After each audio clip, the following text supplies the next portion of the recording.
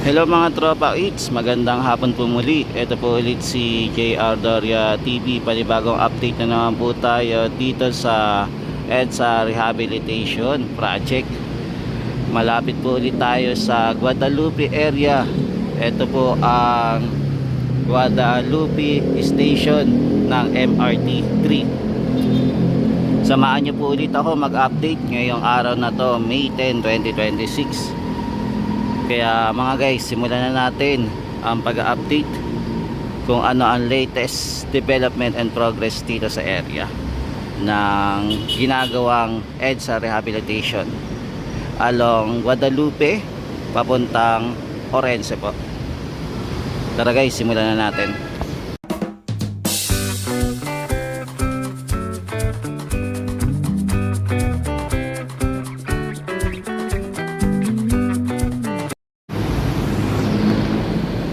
Nandito po tayo sa taas ng MRT 3, dito po sa elevated walkway.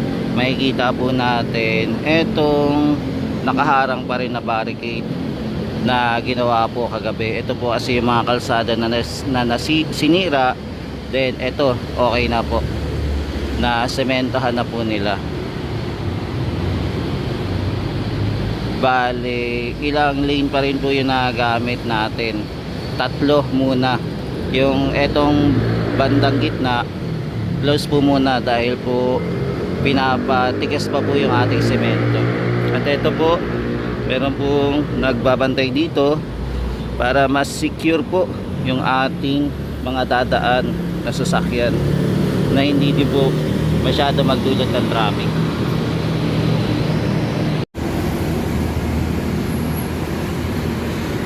Ito po ang ating semento ay okay na rin po.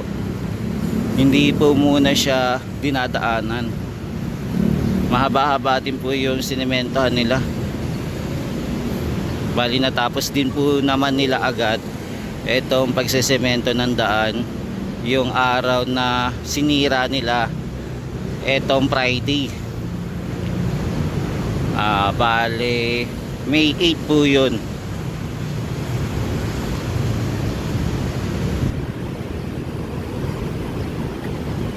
Yan, nagdudulot pa rin po tayo ng traffic, pero kahit paano hindi naman po ganun ka heavy traffic. Okay pa rin naman po. Tuloy-tuloy pa rin po naman yung mga dumadaan dito sa Guadalupe Bridge.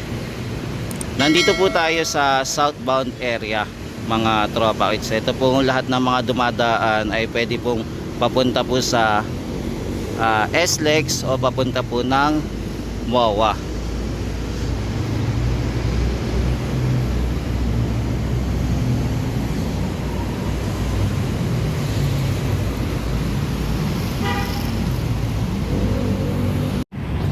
Meron pa rin tayo makikita na guys na mga baku-bakong daan. Ito po. Pero abangan natin kung isasama din po nila na sesementohan itong area. Bale, ito pa lang po sa kabilang area yung nasesementohan nila. Dito po sa part wala pa. Hindi pa po nila sinisira kasi basag-basag din po itong semento na to. Bibigay na rin.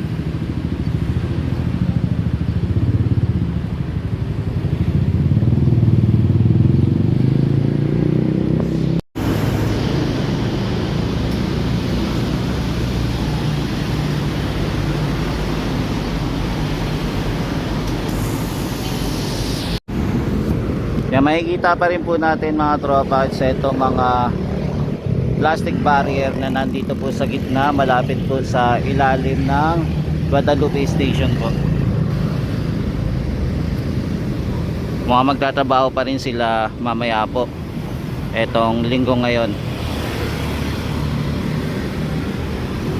para mag-aspalto na siguro, pero tingnan na lang natin sa Lunes kung mag-aasfalto na po etong lugar na to. Hindi po lahat pala binakbak po nila yung semento, no? Yung mga lumang kalsada na mili lang po sila yung possible na sira na o maaring bibigay agad.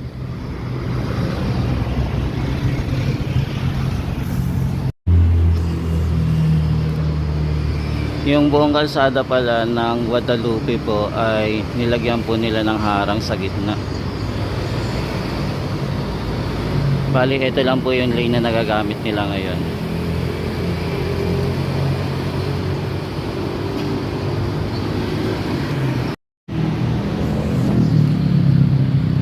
Yan, maging dito din po ay nakaharang din po sa gitna.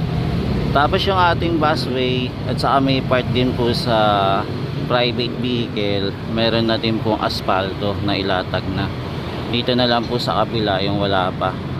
Yung dalawang lane pa po ang lalagyan pa ng aspalto papunta po ng Orense po. Tapos hanggang umabot po tayo sa tulay ng Guadalupe. Sa ngayon pong oras na to, wala pa pong nagtatrabaho. Mamaya pa po ulit sila magtatrabaho. Mga alas 10 po ng gabi hanggang umabot po ng alas 4. Doon po sila nagtatrabaho. Alas 4 po ng madaling araw. Nandito naman po tayo sa area ng northbound naman mga tropa. It's bali, meron pa rin pala ngayon na barrier, yung plastic barrier ng Redicon. Hindi pa pala open yung ating daanan dito sa EDSA. Mukhang pinapatuyo pa nila etong sinementohan nila dito. Medyo mahaba-haba po kasi yung sinementohan nila malapit po sa Orense. Kaya eto, nagdudulot po ng traffic dito sa northbound area.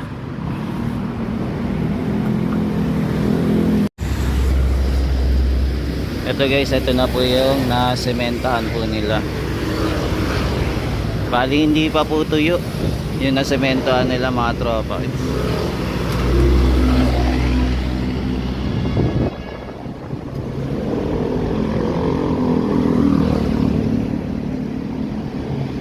Yan, may harang pa rin na nakalagay po na Redicon.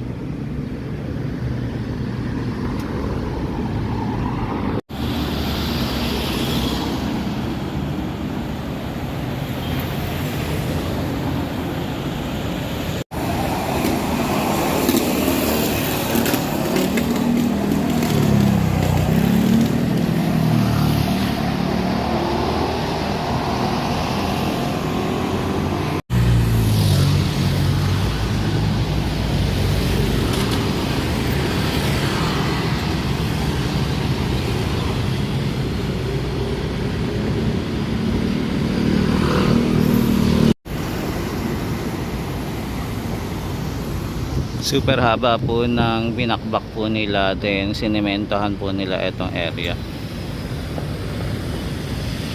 At natapos naman po nila agad itong ginawa po nila. Yan, mabilis naman po sila magtrabaho. Tinapos po nila agad kagabi hanggang madaling araw yung kanilang pagtatrabaho po dito sa EDSA. Dito sa part po ng Guadalupe papunta po ng Orense po.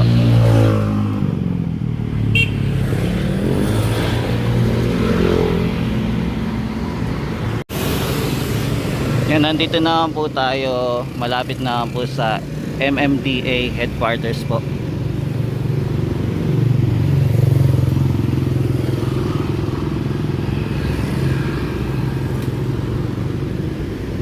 Yan, so mapapansin nyo po na heavy traffic po ngayon sa EDSA kahit na Sunday po, no? Marami pa rin po mga kababayan natin ang lumalabas po. Marami pa rin po namamasyal.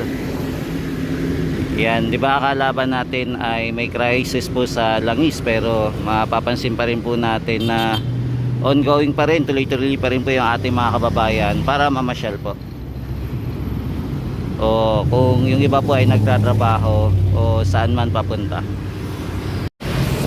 Yung mga decoration pala dito, yung sa halaman na may tower po ng bakal, ito pinagbabaklas na po pala mga guys dito sa kahabaan po ng EDSA.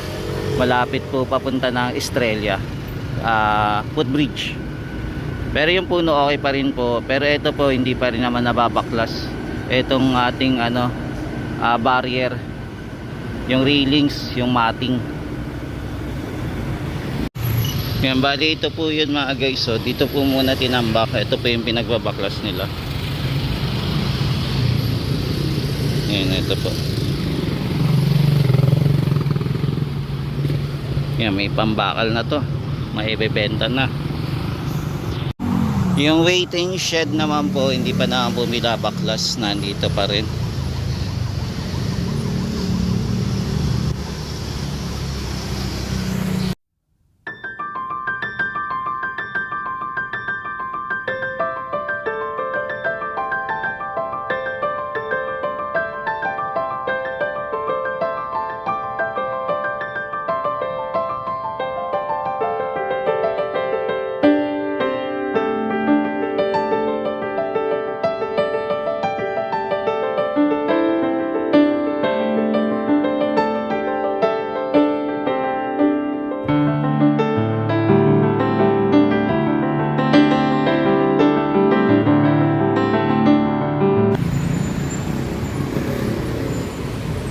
Yan, so ito na po yung itsura ng ating EDSA na gumaganda na po. Bali wala pa po dito na linya, hindi pa po nalalagyan.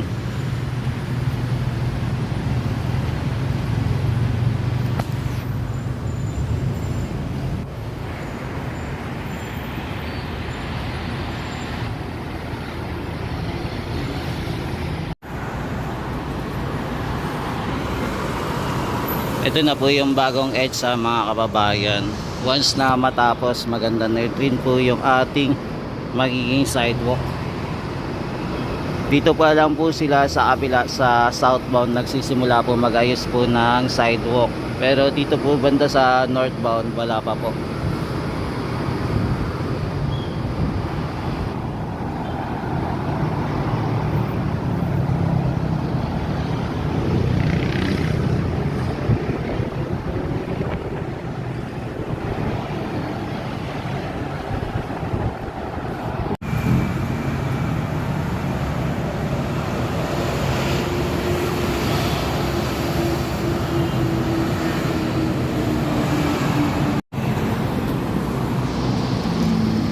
Dito naman tayo mag-update sa sidewalk naman mga tropa kids.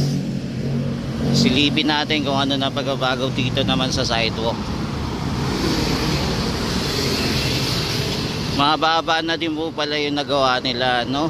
Dito sa sidewalk.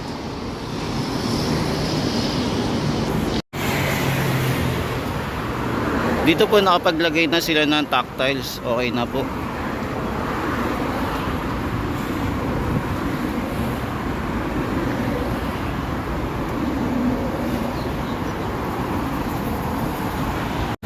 Yung dito po banda wala pa. Mukhang naputol muna. Alamin natin kung kailan po yung susunod na paglalagay nila ng tactiles.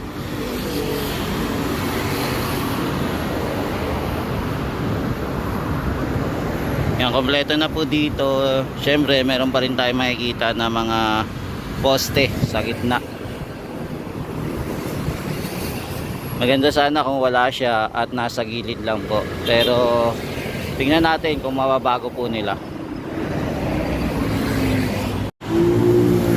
Yan, ito na po yung ating daanan. Bali meron na po silang 5 lane na po na nagawa. Bali 3 na lang po yung natitira para maging kompleto na po. Dito po mapapansin nyo na maraming poste po, no, na nakalagay dito.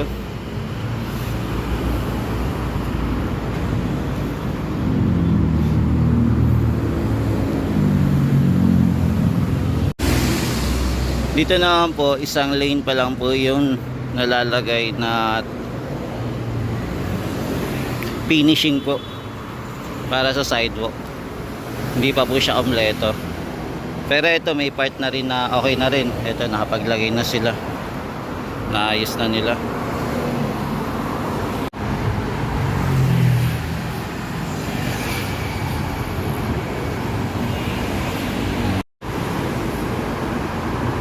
Dito naman po nakatatlo na sila.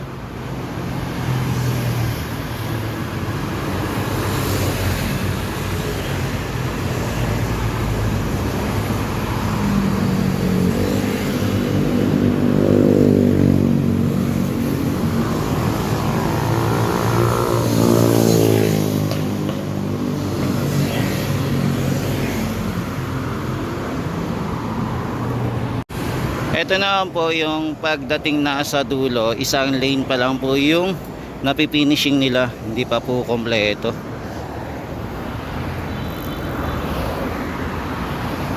Yan, sana matapos nila ito bago magtag-ulan. Anong araw na? May 10 na po. Hoping matapos na po nila itong area na po dito sa Orense papunta po ng Estrella. Matapos na po lahat.